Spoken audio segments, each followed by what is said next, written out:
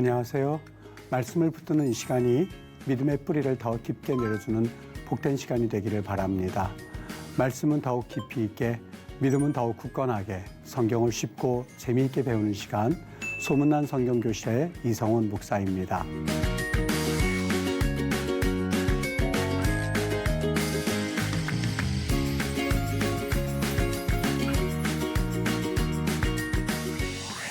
지난 시간에 나눈 내용 기억하시지요? 시 147편의 말씀을 절망 속의 소망이란 제목으로 같이 한번 공부해 보았습니다.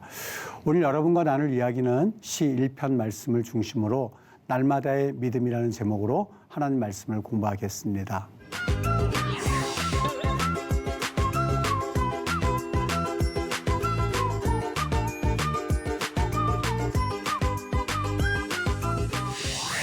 오늘 날마다의 믿음이란 제목으로요. 여러분 우리가 시편 1편 말씀을 처음에 시편을 시작하면서 배웠습니다만 제가 다시 이제 오늘 마침 강의를 시 1편 말씀을 가지고 묵상하고자 하는 그 이유가 있습니다. 제목에서 보는 것과 같이 날마다의 믿음을 우리 하나님이 여러분들에게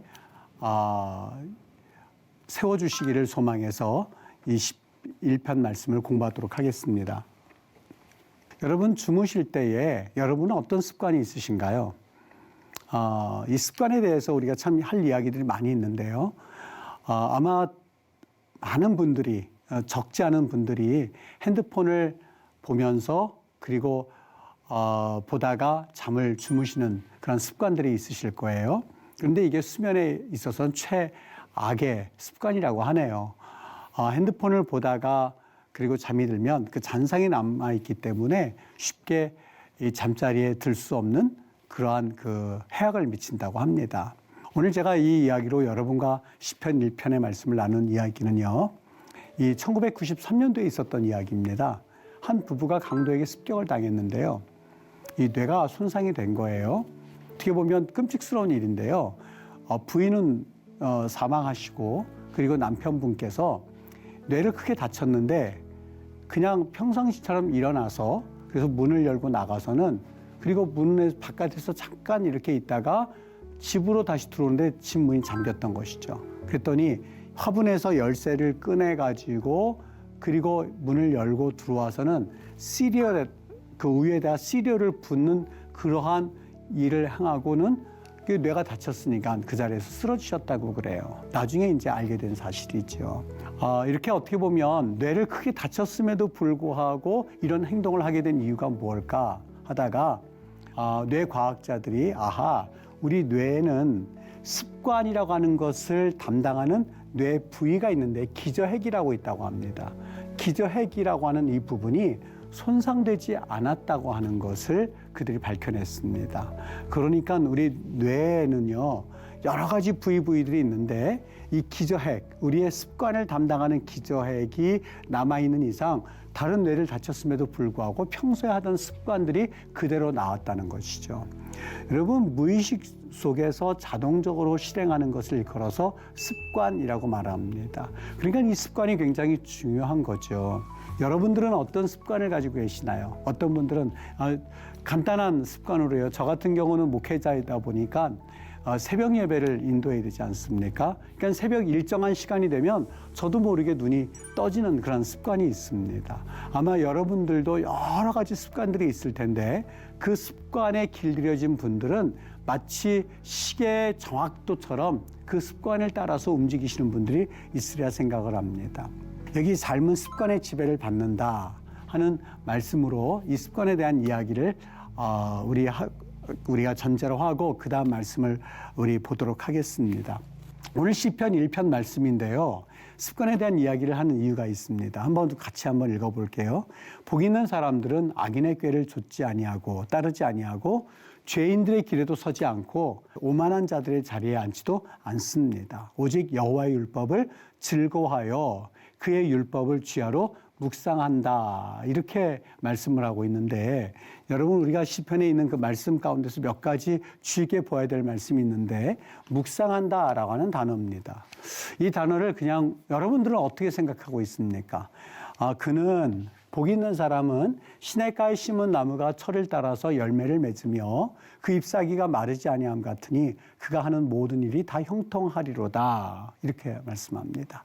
여기 우리 오늘 주제와는 조금 거리가 멀지만 첫 번째 시편 1편을 묵상할 때에 제가 그걸 짚었어요. 죄인들, 오만한 자들, 악인들 전부 다 복수 형태입니다 하는 이야기를 여러분과 했었던 것을 한번 기억을 되살리시면서 오늘 강의를 들어보셨으면 좋겠어요. 그 사람과 달리 복 있는 사람은 하나님의 말씀을 주야로 묵상한다. 악인들은 복수 형태죠. 악인들은 그렇지 않아요. 어떻게 해요? 바람이 나는 겨와 같아요. 그리고 심판을 견디지 못해요.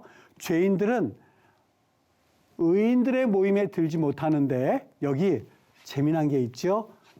여기 복 있는 사람은 단수였었는데 여기 의인들에서 여기는 또 복수 형태로 썼습니다 하는 이야기를 제가 여러분 시편 1편을 시작하면서 가장 처음에 나눴던 말씀이에요. 어떻게 나눴죠? 처음에는 악인들이 득실거리고 득세하는 것 같습니다만 시간이 가면 갈수록 그 악인들은 의인들의 모임에 들지도 못하고 처음에는 의인 한 사람이었던 그 의인이 나중에는 의인들로서 많아졌습니다. 결국에는 하나님의 사람들은 이렇게 더 번성하게 될 겁니다라는 이야기를 시편 1편에서 말씀을 드렸어요. 오늘은 율법을 주야로 묵상한다고 그랬는데 이 의미를 조금 살펴봤으면 좋겠어요. 어떻게요? 주야로 묵상한다라는 말이 예헤게라고 되어 있거든요. 예헤게입니다. 예헤게. 여러분 하가라는 말의 뜻은요. 우리가 생각하는 것은 묵상은 우리 이렇게 하죠. 가만히 그 말씀을 곱씹고 이렇게 가만히 그것을 생각하는 것을 묵상이란 말로 우리가 종종 쓸 수가 있는데요. 여기에서 말하는 하가라고 하는 말은요. 마치 이거랑 똑같아요. 이 사자가 먹이를 움켜쥐고서는요. 그 먹이 앞에서 어떻게 하나요? 하면서 그릉그릉 소리 내는 거 있죠. 그것을 일컬어서 하가라고 말해요. 그러니까 이 고양이들 같은 경우 기분 좋으면 이 주인한테 와가지고 골골골골골 소리 내는 거 있죠. 그걸 전부 다 하가라고 표현하고 있어요. 그러니까 아유 아파 하는 그 신음소리도 다 하가예요. 그러니까 여기에서 말하는 묵상한다라는 말은 그냥 내 마음에 담아두고 가만히 그걸 생각한다는 말, 그 이상의 의미가 있는데 마치 이스라엘 가면은요, 통곡의 벽에 가면은요, 사람들이 그 종교인들이 다니고 있거든요. 근데 그 종교인들이 그냥 다니는 것이 아니고요. 입술을 가만히 보세요. 이러고 다니고 있어요. 이러고 다니고 있습니다. 뭐냐면 제가 어느 날 물어봤어요. 야, 너희들 뭘 그렇게 중얼중얼거리고 그렇게 하니? 그랬더니 본인들이 하나님의 말씀을 외우고 있대요. 창세기서부터 신명기까지 그거를 다 외우고 있는데 그것을 잊어버리지 않기 위하여서 창세기 1장부터 그걸 계속 중얼중얼거리면서 외우고 있는 거예요. 그게 바로 하가예요. 여러분 여기서 말하는 여호와의 말씀을 주야로 네가 묵상하는도다라고 하는 말의 의미는 하나님의 말씀을 계속해서 입술로 중얼중얼하면서 그 말씀을 암송하고 있다는 거예요. 저는 여러분들에게도 그런 걸 추천했으면 좋겠어요. 하나님의 말씀을요, 새벽이든 밤이든지 간에 한 구절을 정하는 거예요. 하루 너무 욕심 부리지 말고 2구절, 3구절 하겠다 이렇게 하지 마시고 한 구절이에요. 한 구절을 여러분의 마음에 담아두는 거예요. 내가 행하는 일을 네가 지금은 알지 못하나 후에는 알리라. 예를 들어서 요한복음 13장 7절 말씀을 암송한다 그러면은요, 그 말씀을요 하루 종일 하가하는 거예요. 내가 내게 하는 일을 지금은 알지 못하나 후에는 알리라. 또 조금 있다가 내가 내게 하는 일을 네가 알지 못하나 후에는 알리라 하면서 계속해서 중얼중얼 하면서 그 말씀을 마음속에 외우는 거예요. 그 말씀을요. 그게 바로 하가예요. 그걸 추천합니다. 여러분 한번 해보셨으면 좋겠어요. 이번에는요, 제가 여러분에게 메리즘이라고 하는 이 문법을 하나 설명해 드릴게요. 여러분 이 메리즘이라고 하는 것이 참 재미있는데 이건 뭐냐면요. 서로 양극이 되는 단어를 2가지를 쓰는 거예요. A와 B가 있으면 두 요소를 나란히 써가지고요. 그 사이를 포함한 전체를 표현하는 성경적 표현법이에요. 무슨 얘기냐? 겉으로는 2가지만 이야기하는 것 같아요. A와 B 2가지만 이야기하는 것 같습니다만 이 말 전체는 A와 B 사이에 있는 모든 것들을 다 표현하는 방법, 메리즘이에요.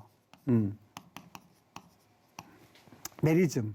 부분을 말해서 메리즘이라는 것은 부분을 말해가지고 전체를 가리키는 표현법이거든요. 왜 이걸 말씀을 드리냐면 시편 1편에 이 표현법이 나와요. 보세요. 오직 여호와의 율법을 즐거워하여 그의 율법을 쥐하러 묵상하는 도 여러분 여기에서 메리즘 찾아보셨나요? 자, 이제 요거 잠깐 놔두고 저와 같이 또 보도록 할게요.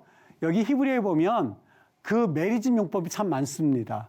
샤마임 바 아레츠 뭘까요? 하늘과 땅 창세기 1장부터 태초에 하나님이 천지를 창조하시라 이렇게 되어 있습니다만 천지 맞나요 이거? 이렇게 하늘과 땅 두 가지를 말함으로써 A와 B를 말함으로써 그 사이의 전체 여러분 하나님이 하늘과 땅만 만드셨을까요? 아니에요. 하늘과 땅 그 사이에 있는 모든 천지 만물을 다 하나님께서 만드셨습니다. 메리즘이거든요. 눈에 보이는 모든 것이다. 또 다른 것 저녁과 아침인데 저녁이 되고 아침이 되니 에레브 바 보케르라고 되어 있어요. 에레브 저녁이라는 뜻이고요. 바 보케르 그래서 에레브는 저녁, 보케르는 아침. 그래서 저녁이 되고 아침이 되니 이는 둘째 날이니라 셋째 날이니라 넷째 날이니라 이것은요. 그냥 단순히 아침과 저녁만 말하는 것이 아니라 하루의 리듬을 말하는 거예요. 그리고 창조의 질서 있는 리듬을 시간 전체 과정을 표현하는 용어예요. 또 하나 있죠. 여기 제트하 우보에하 이렇게 되어 있는데요. 이건 뭐냐면은요. 제트하 야자의 이거는요. 제에트하 이렇게 되어 있는데요. 이거는요. 야자에서 나온 말이거든요. 나가다라는 뜻이에요. 나가고 보에하 네가 들어오는 것. 보호할 때 들어오다 이런 뜻이고요. 이건 보에하 이렇게 읽거든요. 여호와께서 너의 출입이 뭘까요? 출입이 너의 나가는 것과 들어오는 것. 그러면 나갈 때만 지키고 들어올 때만 지키나요? 아니요. 우리가 나가서 있는 모든 기간들, 나가서 있는 모든 상황 가운데서 우리 하나님은 그러신 하나님이세요. 우리 하나님은 우리의 전 인생을 이끄시는 하나님이세요. 우리가 하나님의 일할 때만이 아니라 여러분들이 잠을 자는 동안도 여러분들이 때로는 여행을 하는 그 기간에도 여러분들이 일을 하는 동안에도 여러분 때로는 죄악을 지을 때에도 하나님께서는 여러분들을 지켜보고 계시고 여러분들이 하나님 앞에서 헌신하고 봉사할 때 아무도 알지 못하는데 그 순간에도 하나님께서는 지켜보시고 우리에게 말씀하시기를 원하시는 그 하나님이세요. 그게 우리 하나님이시라는 거예요. 지난 시간에 우리 말씀 잠깐 나눴죠. 어제나 오늘이나 내일이나 하나님을 정의하는 것은 불가능합니다. 그 하나님이세요. 하나님께서 너의 출입을 다시 말하면 삶 전체를 의미하는 그런 용어예요. 이게 메리즘이에요. 또 하나 여기 미나르 베 아드 자헨 여기 나르란 말은요 10대를 말하고 있어요. 10대 그러니까 10대에서부터 노인들에 이르기까지 늙은 에 이르기까지 그 말의 의미는요 모든 연령층을 다 포함한다는 말이죠.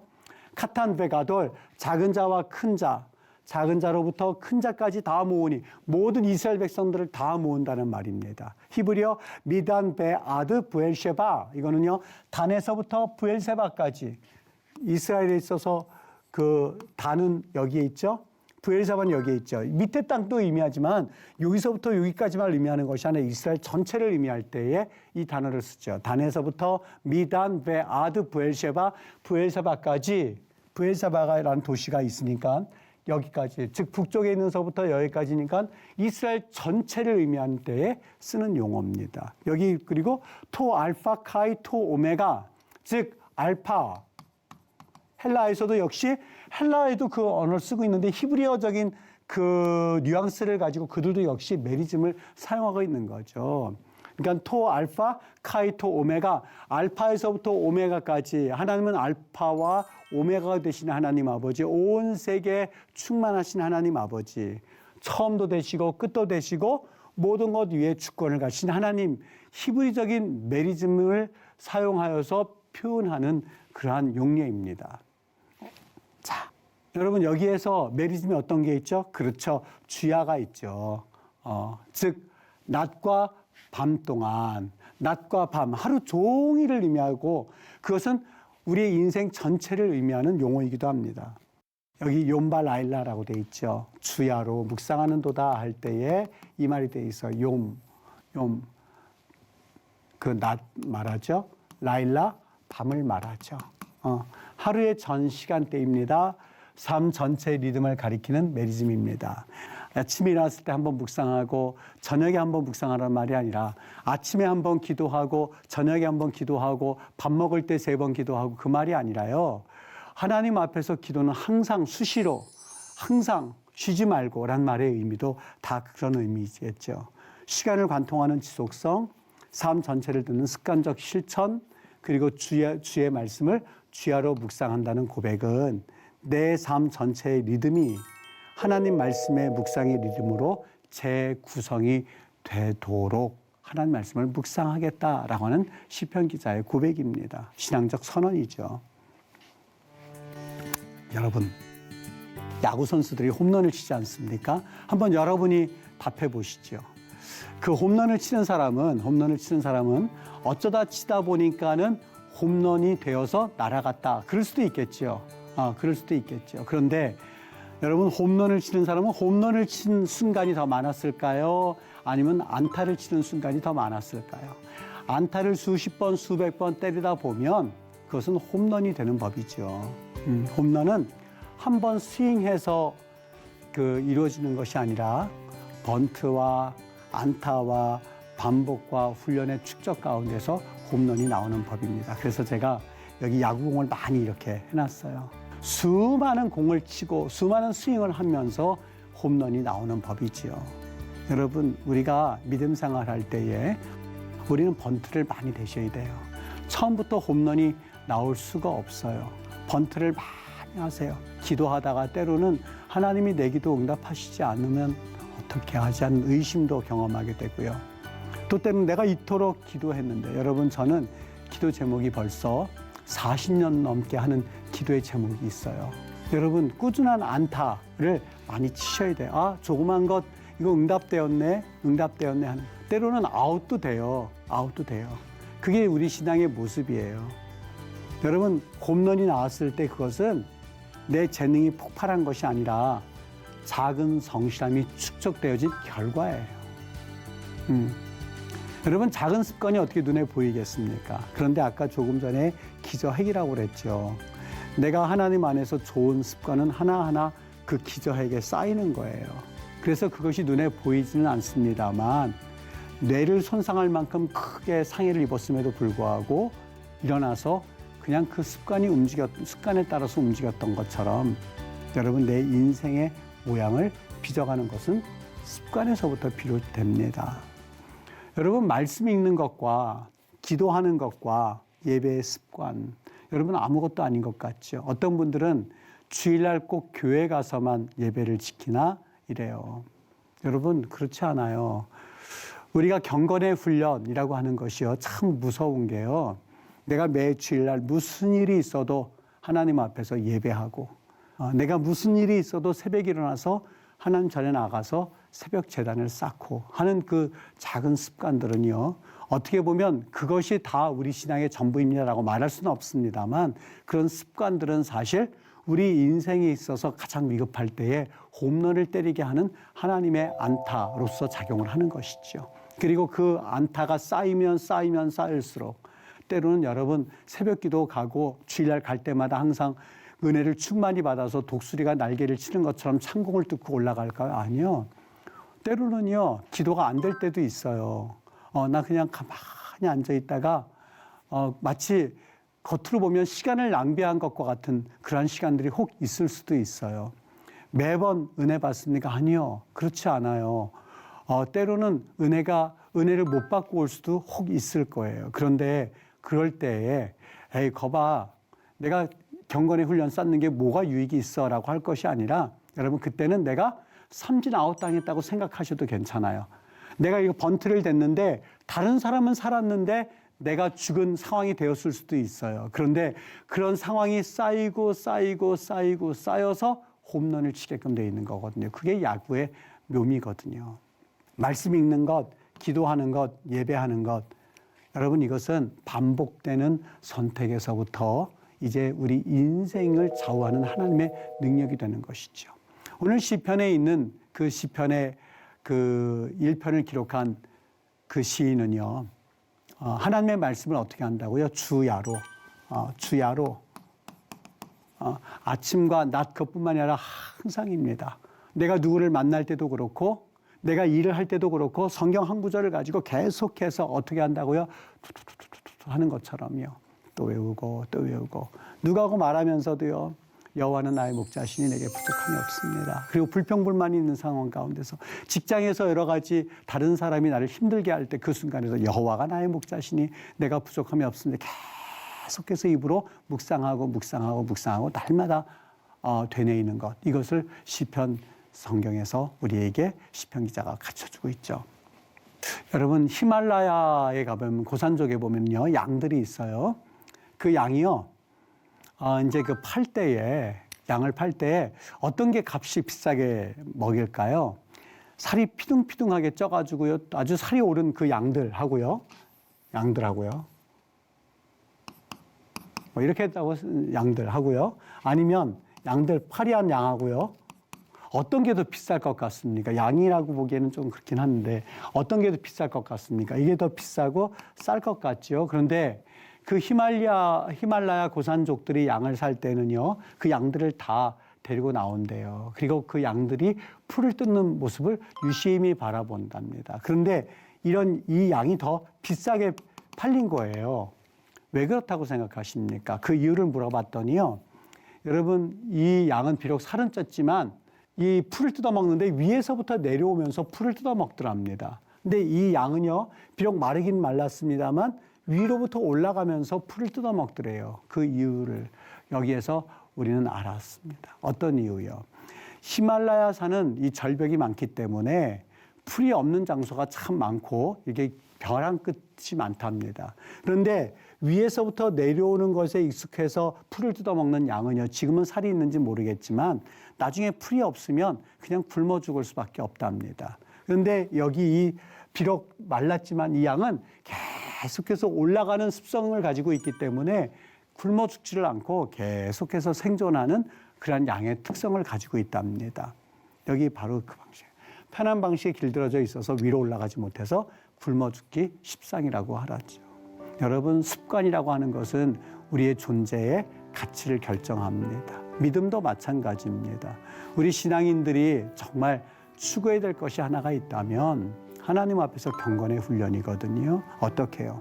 말씀 보고 또 기도하고 그리고 하나님 앞에 예배하고 이번 달에는 좀 힘들다고 해서 11조를 뺀다든지 아니면 예배를 멈춘다든지 아니면 내 경건의 시간을 멈추고 내 시간을 쓴다든지 하는 그런 모습이 혹 내 안에 있었다면 시편 그 신앙인은 시를 시작하는 첫 번째 그 시에서 이렇게 고백하고 있습니다. 여호와의 율법을 주야로 묵상한다고요. 그것은 어떤 의미인지 지금까지 설명해 드렸던 것을 여러분이 한번 곱씹어 보셨으면 좋겠습니다. 사도행전 2장 6절에 보면 막교회에 부흥이 일어났던 것을 볼 수가 있죠. 근데 사도행전 부흥의 역사 가운데 눈에 뜨이는 그러한 그 구절이 있었습니다. 그들이 마음을 같이 성전에 모였는데 어떻게 했다고요? 날마다 히브리어에 메리즘은 아니라 한다 할지라도 이 말이 눈에 확 들어왔습니다. 또 다니엘이 하나님 앞에서 귀하게 쓰임을 받았는데요. 몇 왕을 거쳐서 그는 쓰임을 받은 그런 지혜로운 사람이었는데 다니엘이 하나님 앞에 어떤 모습으로 나갔느냐. 여기 전에 하던 대로 6장 10절에 보면 그가 기도하는 습관은 전에 하던 대로입니다. 전에 하던 대로 그는 하나님 앞에 기도함으로써 나갔던 인물이 바로 다니엘이었었죠. 여러분, 위기에서 신앙을 지켜냈던 그 힘은 전 다니엘이 특별해서가 아니라 그의 습관, 하나님을 바라보는 그 습관이야말로 그가 위기 가운데에서도 살아남을 수 있는 하나님의 능력으로 하나님이 쓰셨던 것을 볼 수 있습니다.